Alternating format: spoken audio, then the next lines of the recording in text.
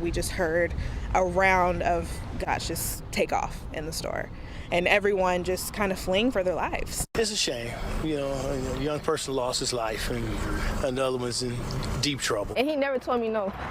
I had told him one time, I was like, if you ever get tired, you can always say no. He was like, nah, you my sister, I never tell you no. D.A. Broder says the evidence shows they were in it together from the start. The district attorney tells me that not only was the little girl hit in the face, but doctors were unable to remove the bullet. Life with no parole. I don't wish it on anybody, but to see that he took my nephew away, what we saw on camera,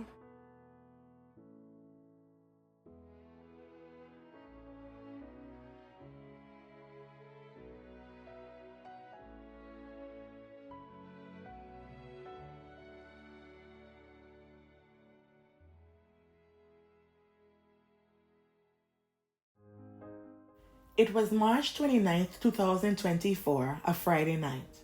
Families were out doing their usual shopping, kids tagging along, and life seemed normal in the bustling Fayette Pavilion Walmart. Around 10 p.m.,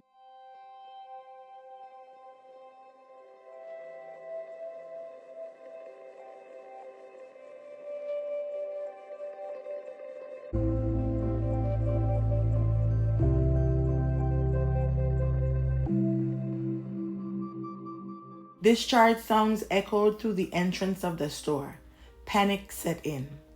Shoppers scrambled to take cover, unsure of where the discharges were coming from or who was involved. When the dust settled, 2 people were down. One was 19-year-old Antavius Holton, who was rushed to the hospital in critical condition. Despite the best efforts of medical staff, sadly, Antavius tragically succumbed to his injuries shortly after arrival. The second victim, a completely innocent 9-year-old girl. Fortunately, she survived, but the emotional trauma from being injured while doing something as ordinary as shopping with family will likely follow her for life. At first, the crime seemed random, a horrific but isolated act of violence. But as details began to emerge, it became clear that this was anything but random. The suspected assailant was identified as Adrian Jelks, also 19, and what makes this story even more shocking, Adrian wasn't just some stranger who wandered into Walmart looking for trouble. He was an employee working at the very store where the incident occurred. Furthermore, he was not authorized to carry a firearm while on duty. I want you to take a good look at this picture on your screen right now.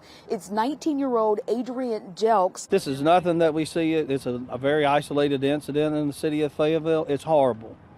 That's my reaction. It's horrible anytime anybody gets, but especially a juvenile and a young juvenile. I'm appalled that an innocent child is in a Metro Atlanta area hospital with a wound. By the time police arrived, just 1 minute after the 911 calls came in, Jelks had already fled the scene. He was gone, leaving behind not just chaos, but also questions. Why did this happen? How did things escalate so quickly? And more importantly, where was Adrian? It didn't take long for authorities to piece together his escape. Jelks had driven away immediately after the incident, but his car was found abandoned shortly after. The manhunt was on. Police warned the public that he was considered armed and dangerous. No one knew where he was, but they knew he wasn't acting alone. That's where Sandra Romero-Nunez, Jelks' 19-year-old girlfriend, entered the picture. She was arrested and taken into custody soon after. Although details about her involvement were initially unclear, police believe she played a role in helping Adrian flee. They've still got one of the entrances here cordoned off. Nobody can go in on this side of the Walmart. The two victims were actually just inside those doors in the vestibule, and police say this is still a very active manhunt and investigation. See the bullet marks in the floor of the entrance still. She remains in the Fayette County Jail after a magistrate court judge didn't give her a bond and transferred her case to Superior Court. Shopper Johnny Wheeler says Walmart needs to make sure they're doing proper background checks. Hopefully that there's no more employees in there such as he is.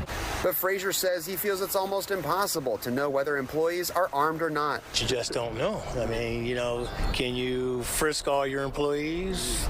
Oh, you can't.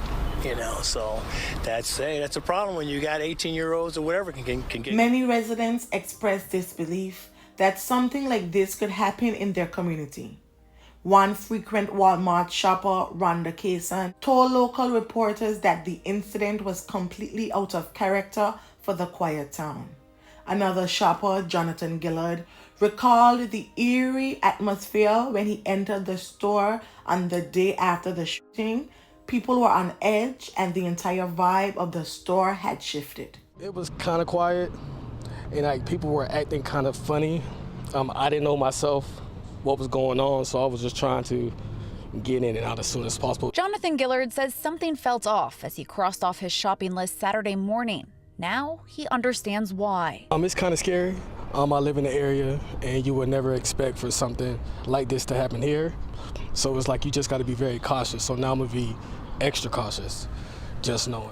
A woman who had been dropping off a manager at the Walmart the night of the incident recounted how at first she thought someone was being arrested for shoplifting. But when she saw the victims lying on the ground, the horror of the situation became all too real. She thought about how it could have been her or one of her grandchildren, echoing the sentiment of fear that now gripped the community.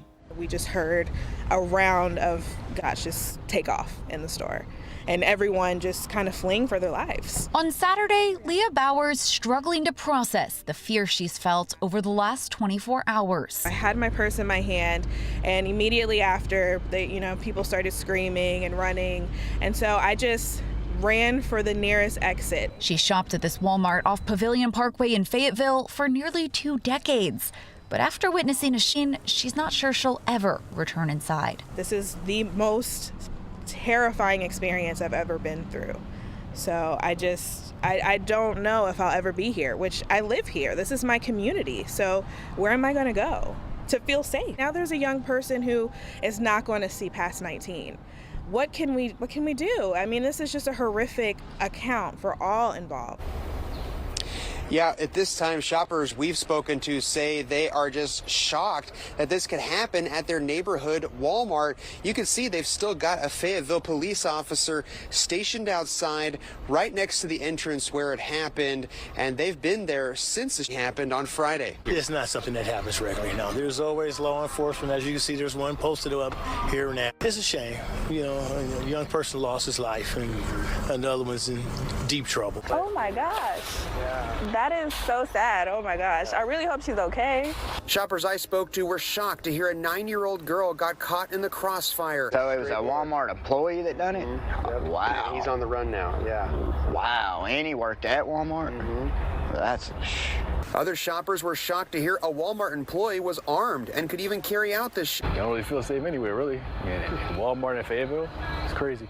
Antavius wasn't just a victim. He was someone with big dreams, ambition, and a bright future ahead of him. At just 19, he was already running his own clothing line. His uncle, Jeffrey Richardson, recalled how Antavius started small, printing shirts on the kitchen counter, but eventually turned his passion into a growing business. His sister, Camira Holton, shared emotional memories talking about how Antavius was always there for her. Camira Holton says she misses her older brother, Antavius Holton, whom she says she used to call for everything. And he never told me no. I had told him one time, I was like, if you ever get tired, you can always say no. He was like, nah, you my sister, I never tell you no. It went from printing in the kitchen, on the kitchen counter, to actually making orders, obviously overseas, getting it shipped in. And surprisingly made a good amount of money. That night, the teen was doing something ordinary, heading into Walmart. But what unfolded was anything but. And his family, they want justice, not just for themselves, but for the life that was taken far too soon.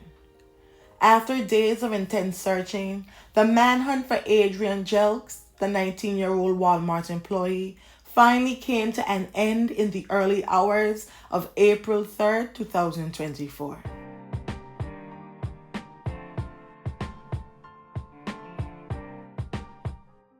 Jelks, who had evaded authorities since the night of the incident, surrendered to law enforcement at the College Park Police Department just after 2 a.m.